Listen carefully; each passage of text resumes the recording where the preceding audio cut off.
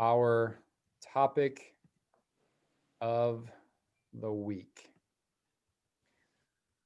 Can you all see the whiteboard?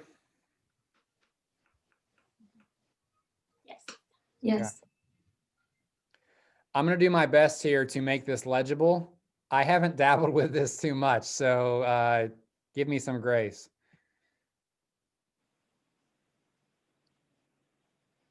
Boy, this is horrific.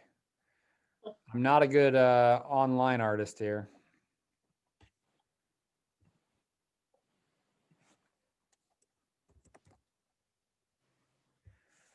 All right, if we've got our year, what we're going to talk about now is how to forecast our business for the year.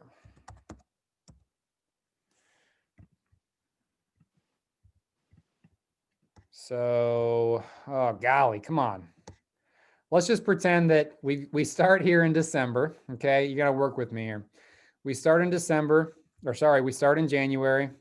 That's the first month. It's the month we're currently in. And we end in December. Pretend that December's over here. How do I get that going? Oh my gosh, it's terrible. There we go. Let me try this again. Okay.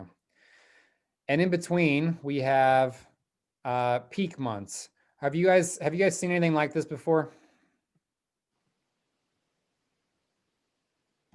Yep. It's called a bell curve. The bell curve is showing us what our business is going to look like for the year. In January, what are we seeing in terms of business? Is it hot right now, or is it a little bit slow right now? A little slow. You just came out of December, November. Were those hot months? Were they slow months? Slow. Slow. Okay. Historically speaking, here in Central Ohio, we do experience a thing called seasonality. What's seasonality mean to you?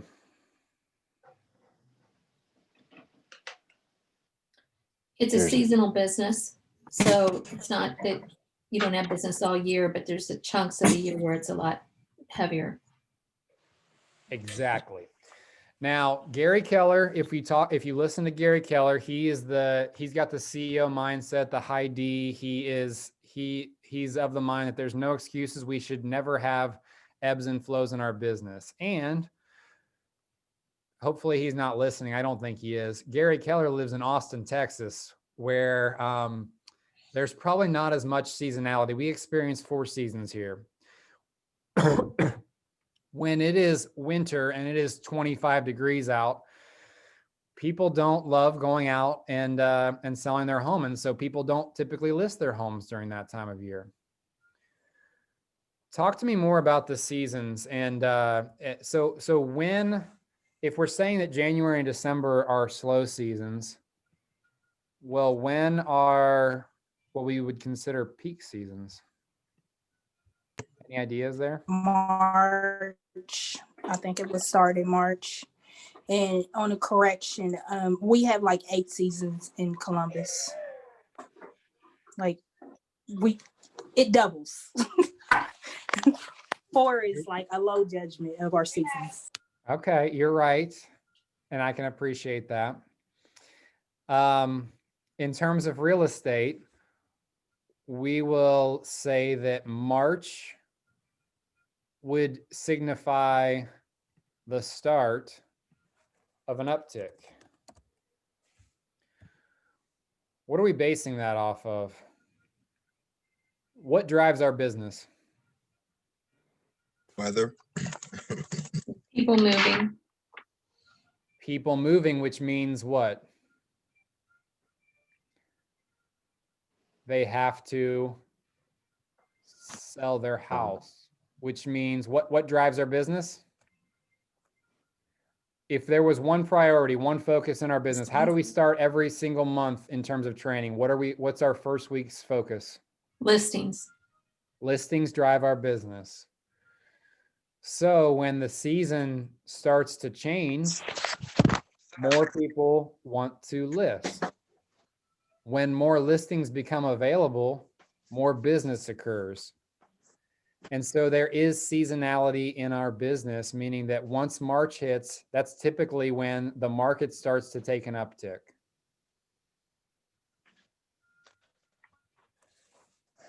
I think I shared last week that over the first 7 days of 2021, I received seven different phone calls from 7 different people interested in real estate help for 2021.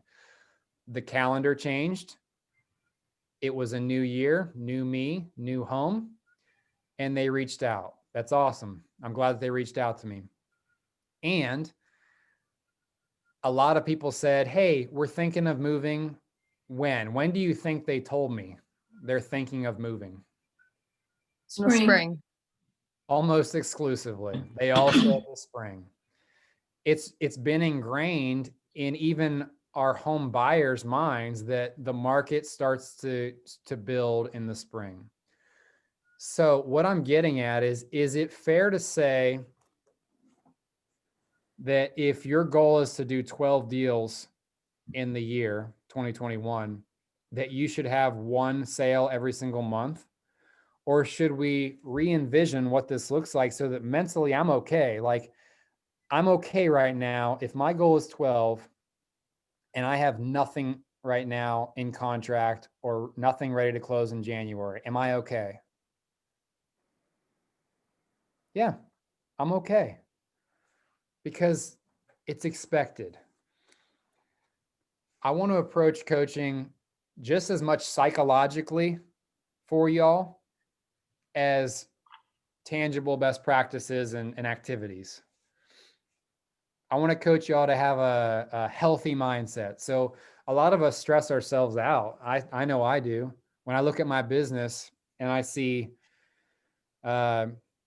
maybe I go back to last year, I closed 0 deals in January. I had a goal to sell 40 units last year. How do you think I felt going into February? I felt like crap. And I should have taken a deep breath and realized that business is coming as long as I continue my activities. The whole purpose for me covering this is so that you can get your mind mentally around how your year is going to likely look if we're talking about historical evidence, and to understand that if at any point your year does not look like this, then we might need to double down our efforts. In addition to that, I'm glad you all have your licenses. There are certain people that I'm recruiting right now who have been lollygagging with getting their license and testing since November. And I have consistently told them that if you're not licensed in January, you're missing the boat. Why would I say that getting licensed by January is important? Because you may have to work a client 60 to 90 days before you get anything. Exactly. There's lead time involved in our industry. There is no such thing as immediate business. Even a cash offer is going to require sometimes 2 to 3 weeks to close. So what should we be doing January, February, and March? We should be generating leads at a high level. We should be getting our 100 contacts. For those of you who took big steps last week and went from 4 contacts to 50 contacts, kudos, great job. Next week, get to 65, get to 75, get to 100 contacts. You got to do the activities in order to see that upswing. Otherwise, if you're consistently going to do the same activities of 20 or less contacts, you can expect a very flat line for your entire year. It's all about putting business into the pipeline right now. Can you define what you mean by contacts? Yes. Thanks for asking. So sometimes I take for granted, a contact in my mind is a real estate conversation. So the magic number is 100. 100 real estate contacts per week. That can come in a plethora of different ways. we can have the best way is face-to-face conversations. So Melody, you just had a first-time home buyers seminar, correct? Yes, That was probably face-to-face via Zoom, I would assume. yes. Cool. Who here does coffees with people, or who here is involved in groups? Dawn, are you still involved in PTOs and all that stuff? Oh, yeah. So those are likely face-to-face conversations. If you can work real estate into it, that is the best type of conversation that you can have. That's the best kind of contact you can have. Other types of contacts, what do those look like? Email, Email, as long as, they respond. yeah, it's got to be two-way, Brendan. So me just sending an email out to 100 people is not getting 100 contacts.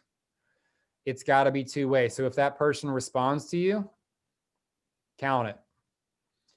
What other contact opportunities do we have? Texting, events. Texting. Yep. I think Sparkle, you did a lot of texting this past week. I think you said you got 20 contacts just through texting. Is that right? Sparkle might not be on. Sorry.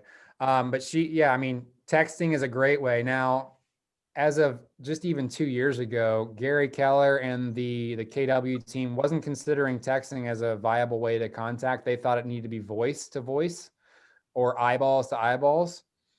I think we've all adapted our thinking there. We understand, especially with 2020 and everything we learned then, that face-to-face is getting harder and harder anymore. Texting is what everyone's doing, so why not meet people there?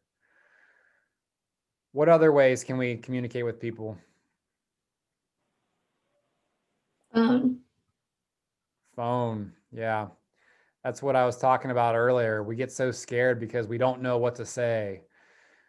The conversation, it feels like I've had a lot here lately because a lot of people don't know how to approach that call. There's an acronym and it's FORD, Ford, not found on the road dead. Ford stands for family, occupation, relation,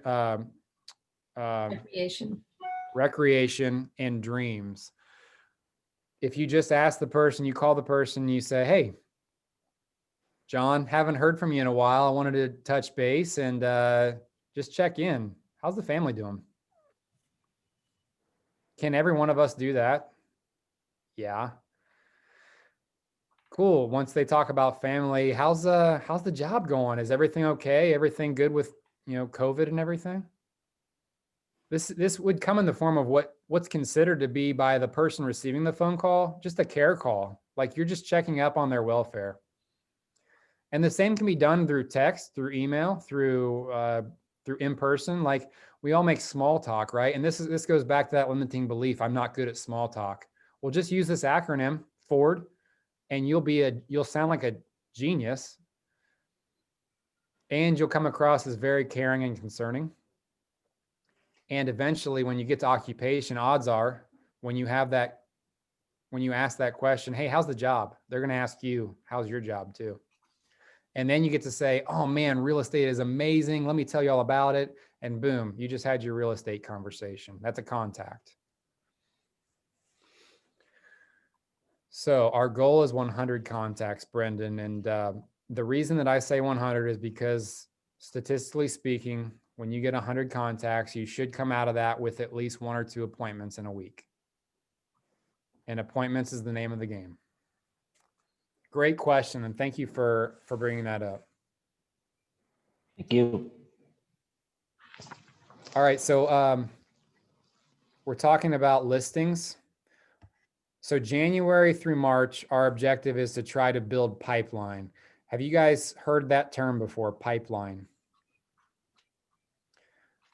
Pipeline is just future business. We want 2 things in this industry. We want right now business and we want future business. this is going off on a tangent, but right now business can also be future business. How is that? Referrals. Yeah. Or if I'm helping somebody buy right now, how can they be future business too? Future seller. Yep. Future investor. Future, hey, I'm relocating. Help me find a good realtor. This literally just happened to me. I sold a house last, I don't know, September. They moved to Arizona. Honestly, deep down in the bottom of my heart, I kind of felt like they're probably done with me having any use at all for me. Yesterday, they texted me, hey, Josh, any ideas on how to find a good realtor? Well, yes, I do. I've got a tab here on KW Command. It's called Referrals. It's an amazing tool. Rachel just taught on it last week. And if you need to go look back at that, I encourage you to do so. I'm going to help these people find a realtor, and I'm going to make, I don't know, $2,000 off of what's likely going to be less than 20 minutes of work. How is that? Well, I'm going to use the tools that I have on KW Command through the referrals tab. I'm going to geographically search for a realtor in their area. I'm going to read through their bios and find the person who I feel most comfortable with. I'm going to call that person. I'm going to have a conversation and kind of make sure that they're cool. And then I'm going to refer them business, and they're going to give me 25% of the sale. That's pretty cool. That's how right now business is also future business. And if we take that approach with every client that we work with, we will become rich in relationships and rich in our wallet.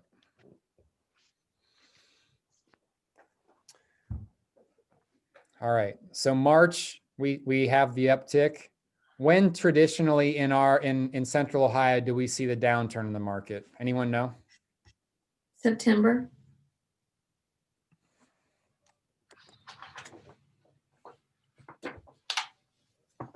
August it starts. Why? Back to Back school. to school. Cool. My first year in the industry, nobody had gone over this with me. I had no idea what to expect. I just figured that real estate we would always have 3,000 to 4,000 listings, and January through December we would have a fairly consistent business. I was rudely awakened when I listed a home on August 10th, and schools in the area went back on August 14th. The market had been straight fire all through March, April, May, June, July, even the first week in August. So here I am telling the seller, guys, we're going to have this thing in contract in 4 days. It's going to be amazing.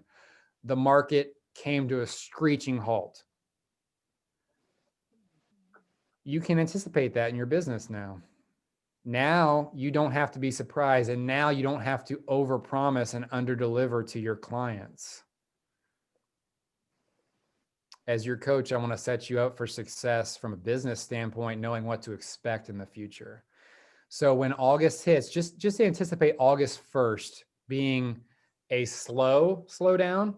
And then right whenever, whatever part of town you're in, whenever those schools go back, screeching halt for about 2 to 3 weeks. September happens, and then for some reason, people get comfortable with their kids and their new routine, and then they hit the ground again. It's nowhere near what that mid-year was, okay? We all jiving with what I'm saying? Josh, Yes. I just have a question.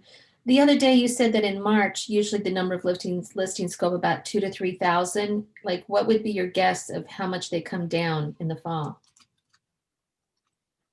Yeah, good question. And I wish I could forecast this better. I do not know what to expect this year, guys. So let's say we're at 1,700 right now. Yeah. If we're looking at history, in my experiences, I would say that we'll probably get back up to about 3,000 by March. That's my hope, if not more. My goal would be 5,000. That'd be awesome, because then we'd be able to help buyers buy, because there's plenty of them, right? And it would help sellers still sell quickly. It would still be classified likely as a seller's market because there'd still be so many people buying. And I don't actually expect that, because we never at one point last year hit 5,000 listings. I don't even remember if we hit, I don't think we hit much above 4,000 listings last year at the peak, this peak right here. This peak right here, traditionally, we would see the highest amount of the year. Mhm. So then once August hits, it's not that listings disappear. The listings that are already active, they just slow down their days on market. There's longer days on market. So this is helpful for you that have a listing coming up in August. Brace your sellers. And this can be a selling point to those people that are thinking about selling. And this is where my coaching hat turns on and says, anyone you have coming out of the woodwork right now saying, I'm thinking about selling later in the year, should you bring this information up to them? This is the difference from making an additional $10,000 net to losing money. And if we're being serious fiduciaries for our clients, we need to let them know this.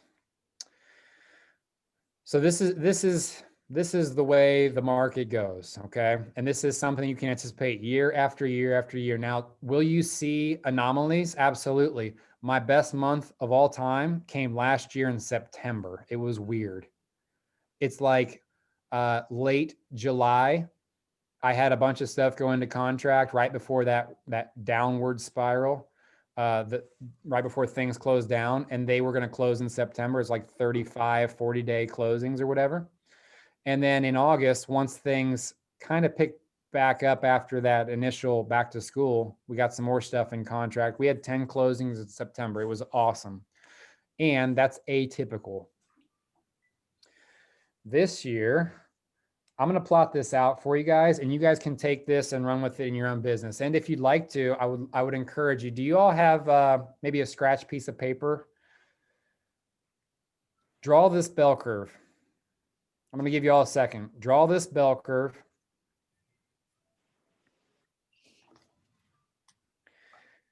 And go ahead and at the bottom, write down each month, where March is kind of the start of the uptick. April, May, June, July, and then August is where the downward trend comes all the way through December.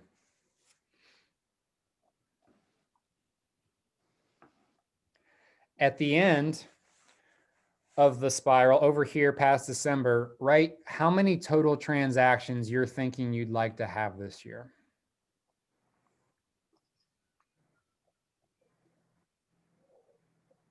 What's a good way to determine that, I guess?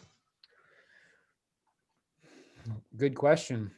We are all in this at different levels. Some of us are in this just to pay some bills off. Some of us are in this to make a career. First year, I would say, simple rule of thumb, just maybe go with 12. 12 is a goal. If you're working a full-time job, then maybe your goal is 6.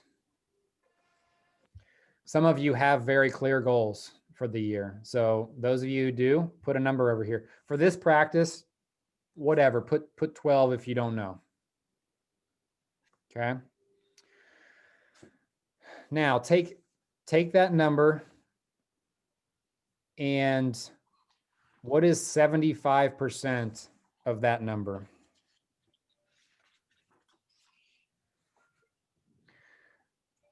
This is different for everyone, so you don't have to answer that out loud. Okay, going back to, I don't know, 4th grade math. Does everybody know how to calculate 75% of your number?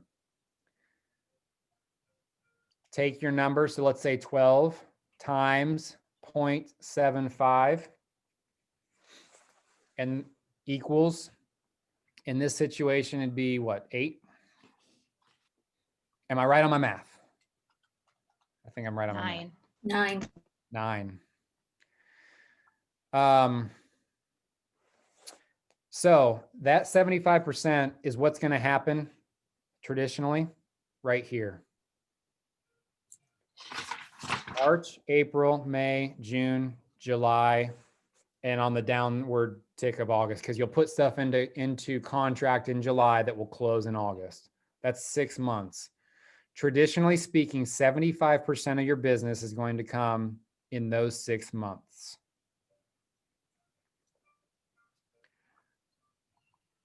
What I'm hoping is that that gives you a little bit of peace of mind, knowing that in January, maybe even February, it feels a little dry.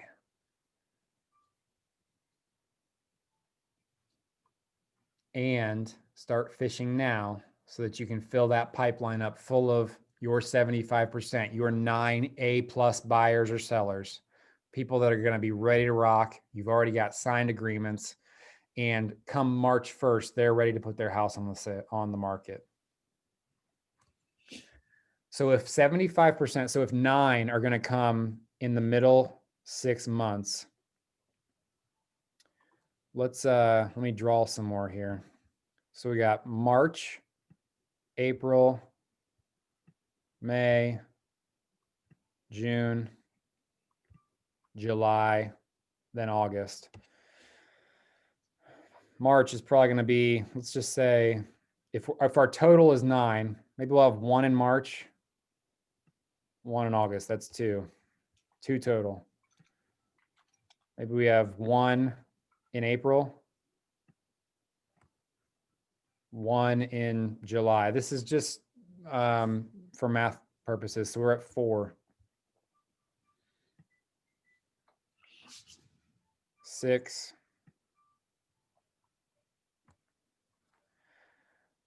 9. So at the peak season, we're hoping to have 3 closings. So 1, 2, 3, 4, 5, 6, 7, 8, 9 are going to happen in that 6-month window. The rest of the year, all we have to sell is three more homes to hit our goal. And what odds are it's going to look like those 3 will probably be on the back half, because you're building so much momentum and you're doing such an amazing job of marketing this closing, this listing, and this closing. These 2 listings, this closing, right? You're doing such a great job of marketing that everyone starts to see that you're successful. They want to do business with you, and they either do business with you or they refer you business. And so odds are, if you're dry right now, nothing's going to happen overnight. So January's out. So that's 1 month with 0. February, well, if you don't have anything in contract yet and you don't have any A buyers right now, then what are the odds that you're going to get anything in February? And again, I don't want to totally eliminate your hopes, but let's go get some buyers and sellers and fix that. So if you're at 0-0, well, then the only option is to have those last 3 towards the tail end of the year. So what does our mindset need to be if we're into March and we have still 0 things in the pipeline? We have 0 A buyers that we're working with. What does that tell us we need to do? More. Hustle. Yep. If you're like me, you don't want to stand there on December 31st looking back and saying, I could have done more. I only had 10 closings and my goal was 12. I'd much rather be standing there on December 31st saying, I crushed it this year and I exceeded my goal. I had 13 closings. I had 20 closings. My goal was 12. What does doing more look like? So, okay, we're sitting here in March and we still have nothing in the pipeline. What does doing more look like?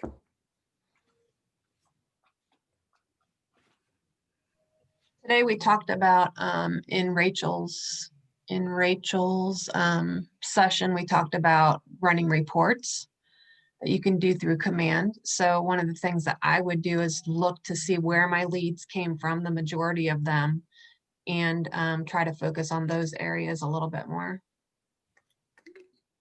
Good. Going off of what's working essentially. Yeah, exactly. Any other suggestions on what more looks like?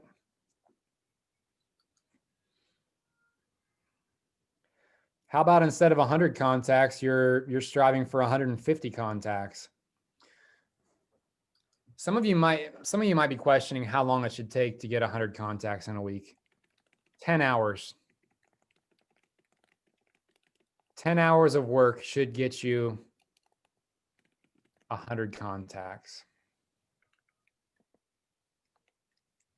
1 hour, 10 contacts. That's, if you think about it, breaking that down even further, was that 6-minute conversation? So if you're dedicating 2 hours per day, and this goes back to, we've talked a lot about time blocking and scheduling. Scheduling 2 hours of lead generation 5 times a day, Monday through Friday. You shouldn't have to do it on the weekends. You can if you want. 10 hours is all it should take.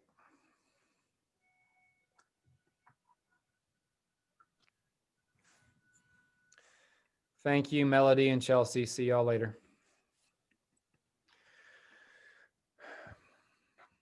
If it's taking longer than 10 hours for you to reach 100 contacts, we're not having efficient conversations. We're babbling. Okay. How long should a text conversation take? 30 seconds. It's more or less, hey, I'm going to send this out there to, and you can copy and paste too. Send it to 10 different people. For instance, we're having an event next Monday and I'll be sending out a lot of text. I can just copy and paste that to 100 different people. And if 50 people respond, boom, I just got 50 contacts in the span of what took me maybe 10 minutes to do. Work smarter, not harder. Does this make sense? This bell curve? Does this better prepare you mentally for what your year is going to look like? And most importantly, can you share this with somebody who's thinking of selling this year? I'm thinking of selling, but it probably won't be till August or September. My conversation, it's almost like a script. A script is anything you say, essentially, and maybe can repeat. That's awesome that you're thinking about selling. Can I give you some advice? The market takes a crap in August. You might lose $10,000. Is that okay with you? In this market, we can get extended possession, meaning you can sell your house in July and still stay in the house most likely through August. Is that something that would interest you? If we could do that for you? It's a conversation to expedite the process and to make people more money, not to get you business quicker. It's to provide them more value. And if we approach it that way, we're not going to sound like a butthead or a greedy realtor.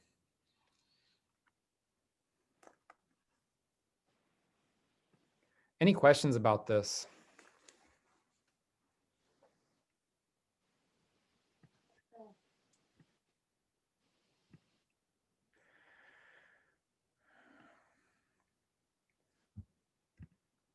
All right. I hope that you were able to do this on your own. And so mine looks way different, guys. And I will say my total for the year is 80. I want to sell 80 units. And so my graph, I can tell you right now, we are on track right now. So January, for instance, I only need to sell 2. I need to close 2. We closed 1 today. We've got 3 more in contract to sell this month. However, for February, my goal was 4. And I only have 2 so far in contract. Collectively, though, between the 2, I've got 6 in contract, and my goal coming out of February is to have 6 sold. So am I on track? Yeah, it just doesn't look the way that I drew it out. It's okay. At the end of the year, it doesn't matter how it looks. Hell, if you sold all 12 of your homes in December, did you still meet your goal? Yes. Did you starve for 11 months? Yeah, probably. We want a good flow. All right. Before I leave, y'all, I do want to encourage you on a couple of things. Continue to attend the Spark sessions. I think we have another week, and we should have 1 Spark session tomorrow and 3 next week, I believe. And then that will conclude Spark. Spark is just chock full of great information. For those of you who've been watching those, they are from 11 to 1, Monday, Wednesday, Friday. And they are instructed by people who are agents just like you, doing great things. Get on there and learn. Additionally, family reunion is coming up. Family reunion typically costs $800 just for the ticket. Typically, it's in person and it's in an awesome spot. Last year was in Dallas. The year before was in New Orleans. And they have breakout sessions. So family reunion is a bunch of breakout sessions taught by the top talent across the entire globe. They have a bunch of, what do you call them, panel interviews with, like, you'll get 3 or 4 multi-million-dollar producing agents on the same stage talking about a topic that maybe interests you. Maybe it's lead generation. Maybe it's farming, whatever that looks like. I highly encourage y'all. I think the cost of a ticket right now it's just right over $100. Does anybody know right off the top of your head how much it is? I can send more information out. My goal would be to have you all in attendance. And the reason being, I do not, hopefully you know this by now about me, I'm not going to advocate for anything that I don't firmly believe in. I've never learned more from anything other than, I've never learned more in a 3-day, 2-day span than I have the past 2 years from attending family reunion. I swear by it. And the reason being is you can cater your own learning. They have so many different breakout sessions that surely during the hours of 1 to 2, there will be something that you are desperately emphatic about learning, and you can go learn it. And so you can cater your own learning. They have a lot of breakout sessions. They have general session led by Gary Keller. How often do we get to hear Gary Keller speak? Not very often. Or the higher ranking brass. And they do a lot of breakdowns from a statistical standpoint for the year. And we can take that information and disseminate that out to our spheres and sound like the local pros. Again, only a couple $100, I think it is. And that's a write-off. It is a business write-off. I should probably do a class on write-offs, huh? How to save y'all money on taxes and stuff. I'm not the guy to do that. I'll find a CPA to lead that, but appreciate your guys' time. Do we have any questions? I got a minute before I need to run. I know I had a question. Please. Now back to our text message. Next thing I need to do is I find an inspector. Yeah. So the next thing you're going to want to do is establish a timeline for yourself and for your buyer. So Jason just got it in contract. He's asking what next steps are. So the next steps are you need to start organizing all the information that you've got, right? So if you go on to, for us, it's Dotloop. There are pre-made like timelines that you can just take the contract. And if it says you've got a 7-day window for an inspection, you're just going to look at the calendar and say, okay, what's 7 days from today? And you're going to put that on the timeline. And what the timeline will do is allow you to stay organized and meet deadlines and ultimately beat deadlines. Our goal as realtors, guys, let me be very clear, is to always beat the deadline. You do not want to be chasing an inspection report down when it is due today and you have to get the remedy over. Thanks, Nicole. Okay, so first thing is to make the timeline. Then I would make sure that your buyer is going to use the lender that their pre-approval is with. And if they want to shop around, this is the time, but you typically have, I don't know what you wrote into your contract, 5 or 7 days to do your formal loan application. Mhm. You are responsible to send the signed contract over to the lender Okay, so that the lender can get it to underwriting and get started on the loan process. okay, Okay, so that's kind of our first step, is doing timeline and then send it over to the lender. Second step is then to send over a couple suggestions for inspectors to your buyer. This is their first out-of-pocket expense. I always explain this to all my buyers in my buyer consult or my first conversation, whatever you want to call it. Hey, you're only gonna have to spend money once from the whole during the whole process up until closing, and that is during the inspection. I do not schedule it myself because I do not attend the inspections. I do not schedule them because that's on the seller, and I do not pay for them. That's on them. If they want, and you're supposed to encourage them to get every inspection that there is, but sometimes it's not really reasonable to do. So if it's got no basement, you might not do termites. If it's a brand new build, you might not do termite inspection, right? Or mold, I don't know. But advise them to contact the inspectors that you give them. If you need some inspectors, I have 3 that are good. I can send you over my systematized email.